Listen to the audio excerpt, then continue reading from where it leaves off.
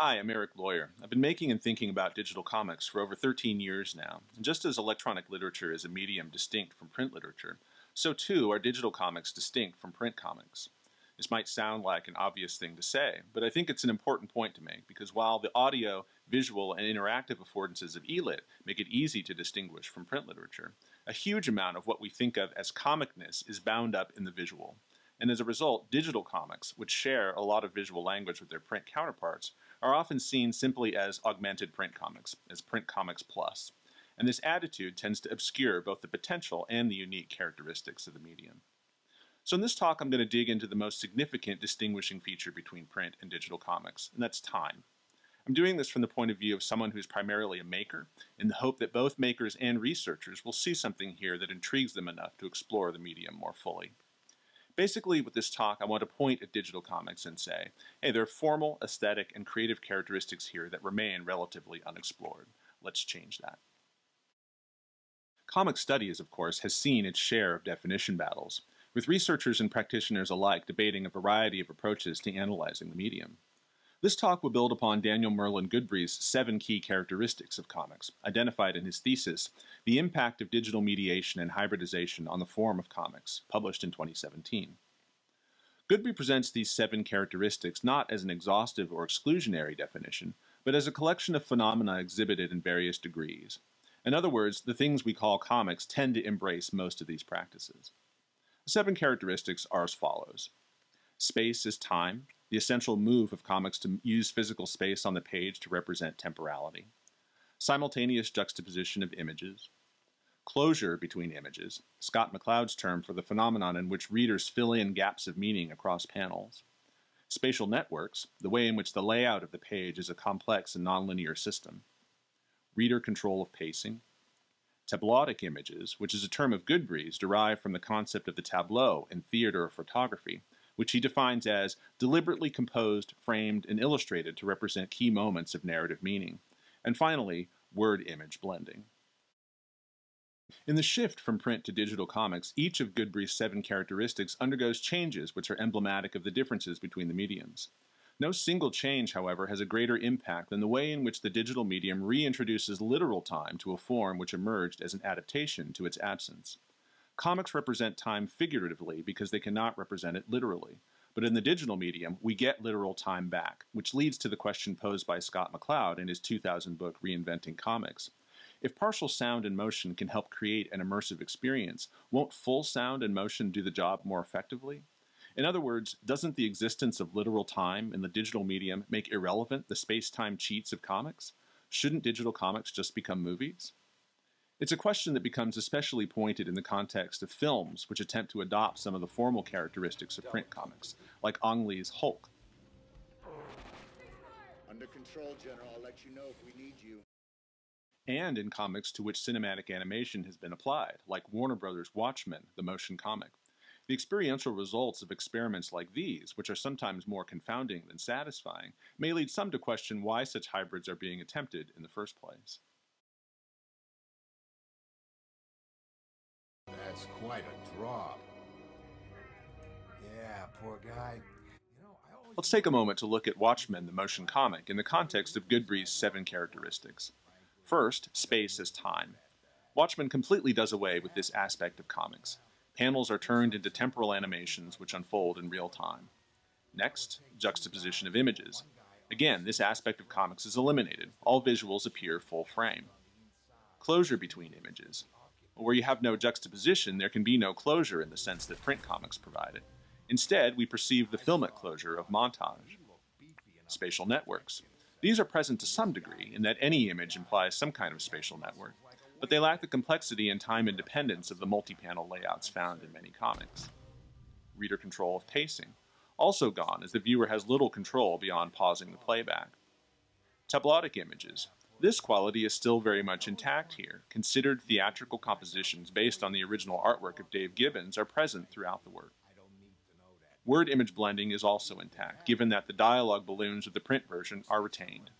So, of Goodbry's 7 key characteristics, Watchmen keeps at most 2.5.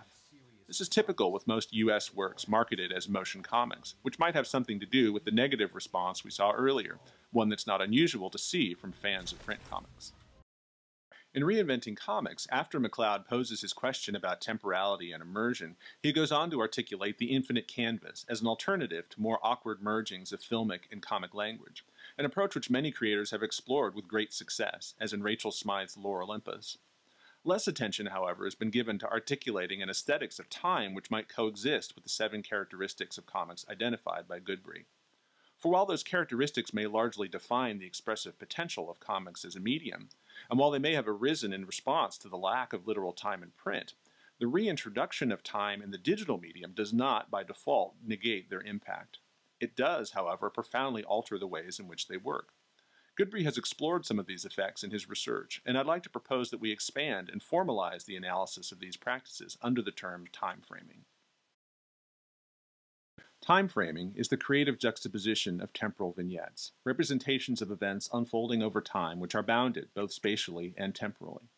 A vignette's spatial bounds may be obvious, like the sharply defined frames of a split-screen sequence in a movie like Norman Jewison's The Thomas Crown Affair.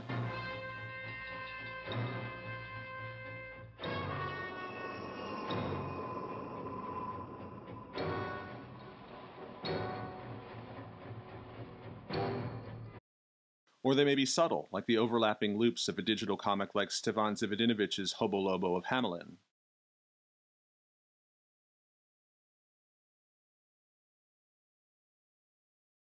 The temporal bounds of a vignette might likewise be obviously clamped, as in a GIF animation with a jarring loop point. More subtle, as in a cinematograph, a genre of GIF animation which emerged in connection with fashion photography, or even algorithmic, as with the randomly selected idle animations of a video game character. A temporal vignette is time in a box, whether that box is literally visible or not, and time framing puts boxes of time in dialogue with each other. In doing so, as a practice, it inhabits the space between the binaries of still and motion, between parallel and serial, between reading and watching. Instead of making the visual language of comics obsolete, timeframing leverages its grammar to generate complex compositions driven by the independence of space and time made possible in digital media. If we want to more consciously engage the practice of timeframing, it can be helpful to map out the aesthetics of mediated time. What are some of the different affective properties of temporal vignettes? Well, for one, temporal vignettes can be naturalistic, bounded but without calling attention to themselves as such. As an example, let's turn to Upgrade Soul, the digital comic I developed in collaboration with writer-illustrator Ezra Clayton Daniels, released in 2012. In this panel, the intermittent, randomized eye blinks of the character create a sense of naturalism, that you're looking at this person in real time, with a boundedness that is intended to remain unexamined. Easily forgotten is the fact that this can't literally be a real-time scene, because no actual person can stand forever in a fixed position while only blinking their eyes. Perhaps what is going on here is that the visual cues help us to build a mental model of how much time is being represented, and, seeing no contradictions, we accept it. By contrast, if we were to add eye blinks to this panel from another point in the story, we would experience what would be described as a kind of unpleasant temporal dissonance. We can see from the girl's expression and the position of her pigtails that this panel represents a near instantaneous slice of time.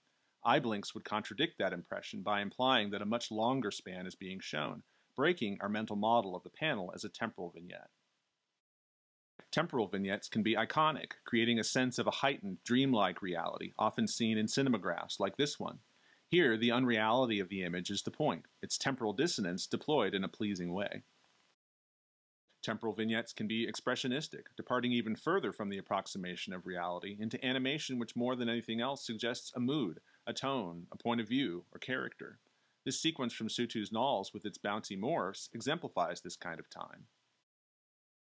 Temporal vignettes can also be rhythmic, emphasizing repeated patterns, perhaps accompanied by music.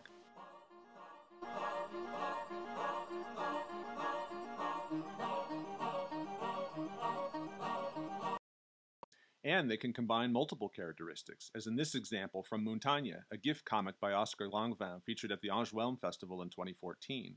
This panel could be said to be rhythmic, expressionistic, and iconic all at once. Further, the time represented within a given vignette can be of different kinds. Diegetic time perceived by the characters, non-diegetic elements like camera moves that only the reader is aware of, and extra-diegetic temporality occurring outside of the story in its interface. Looking broadly at our digital media environment, it becomes clear that we spend much of our time within highly elaborate time-framed compositions, collections of temporally bounded units layered and juxtaposed. Even a VR experience, with its illusion of seamless presence, is often made up of many time-limited animations composed to encourage immersion, with their seams largely erased. By contrast, in a video editing program, those seams are explicit, arranged to facilitate the construction of singular linear video streams. In a digital comic, the seams are likewise visible, but for a different purpose, to serve the expressive aims enabled by multi-panel compositions and the other characteristics which make comics unique. And of course, of late, we have become all too familiar with a very specific genre of time framing, the zoom call, with its semantic fusion of panel with person. These boxes, though they may be broadcasting live video, are also temporal vignettes. They are spatially and temporally bounded. They do not last forever, as we see here in this mass exodus of students from a USC masterclass with Jacob Collier.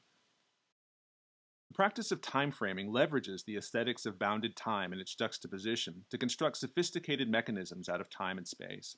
In traditional print comics, certain kinds of layouts have always gestured towards this phenomenon, creating the sense of parts combining to form a kind of visual machine. The Ubapo group, founded in 1992 and directly inspired by their forebears in constrained writing, the Oulipo, have published several volumes of formally constrained comics like these. And the works of Chris Ware, including 2012's Building Stories, often include elaborate graphic contraptions that almost resemble board games in their rule-bound design. In the digital space, the logic implied by these layouts can be made actual, as in Murat, a 2014 piece by the Motive Collective from the Czech Republic. Each layout of this work is a unique device which the user must interact with to proceed through the story.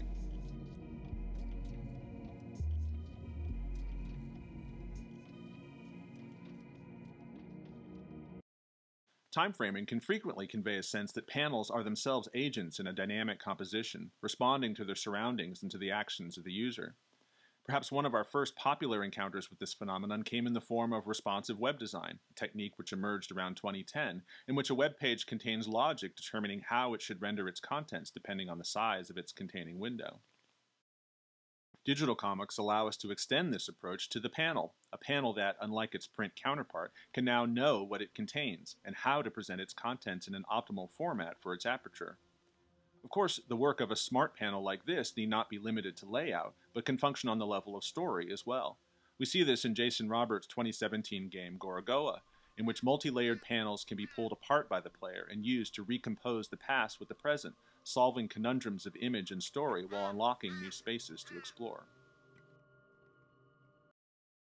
One thing many rule-based digital comics have in common is that they are state machines. By interacting with them, the user causes them to transition from state to state, and in each state, certain possibilities are active. This is nothing new for computational media, but in comics it took time to understand its implications. A key step was French comic artist Yves Bigarel's 2009 work About Digital Comics, which explicitly tackles the potential of the medium. Bigarel, under the pen name Balak, draws a character who bemoans contemporary digital comics' reliance on fancy gimmicks coming from the temporal world to ruin the experience, and posits that the real innovation lies in simple changes in state. He notes that anything in a digital comic can change from one state to the next, and those changes go beyond what's possible in print to create a medium that fuses spatial and temporal montage, while simultaneously enabling the author to be precise to the word, a familiar affordance to aficionados of electronic literature. I would suggest that Balak's frustration with the clumsiness of early digital comics arises from the fact that creators were still learning how to do time framing, how to deploy bounded time. Many of these works would promise interactivity, but then yank it away in order to play a pre-rendered animation. As Goodby puts it, the reader's control of pacing in a comic relies on negotiating the control of their own reading time alongside the fictional time depicted in the narrative. However, digital comics which include animations of fixed duration can disrupt the normal rhythm of this relationship by adding what in video game terms can be described as cutscenes, moments of animation or animated transitions where control is taken away from the reader. This can result in an unsatisfying reading experience in which the reader's sense of agency within the rhythm of their reading is eroded. Unlike in games, where the alternation between gameplay and cutscenes can provide a break from continuous frenetic activity, in an experience inspired by print comics where reader control of pacing is essential, inconsistent control leads quickly to frustration. In About Digital Comics, Bullock simplifies the problem of temporality to a degree where the source of this frustration can be seen more clearly. And as a result, his work caught the attention of editor Joe Quesada at Marvel, who hired him to contribute to their digital imprint Infinite Comics, and also directly inspired Mark Waid's Thrillbent comics, which function in a similar way. From a time-framing perspective, Bullock's edict of no temporal gimmicks can now be seen as something of an extreme position.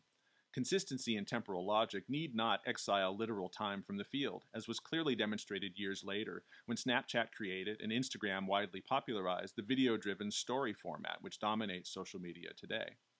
A collective realization that the problem with many early digital comics was not temporality itself, but agency, allowed artists to continue to explore the practice of time framing in more complex ways, while remaining sensitive to the readerly characteristics of comics. I put this realization to work in designing Panoply, the digital comics tool used to create Upgrade Soul, actively discouraging the use of one-shot animations in the tool's architecture in favor of real-time rendered, gesture-driven transitions which the user can always navigate both forwards and backwards at will. Upgrade Soul provided opportunities to explore temporality on multiple levels, one of which came in the use of audio. Several scenes of the comic feature electronic beeps which signify medical crisis. Since these beeps occur across multiple panels at once, I animated and scored them to create cross-panel rhythms that evolve as the story advances, resulting in an additional channel through which musical suspense can be delivered.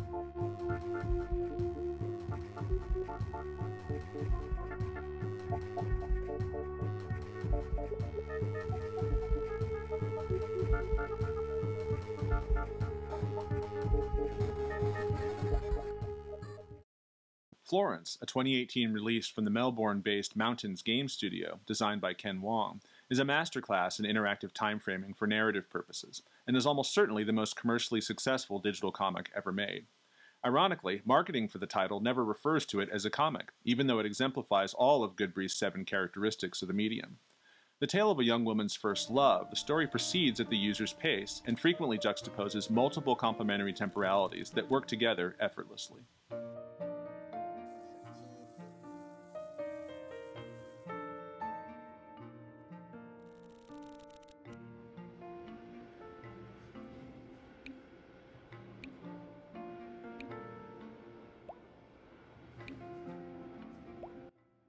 Modern digital media is a constant collage of temporalities, the deliberate orchestration of which is a discipline which deserves recognition and research.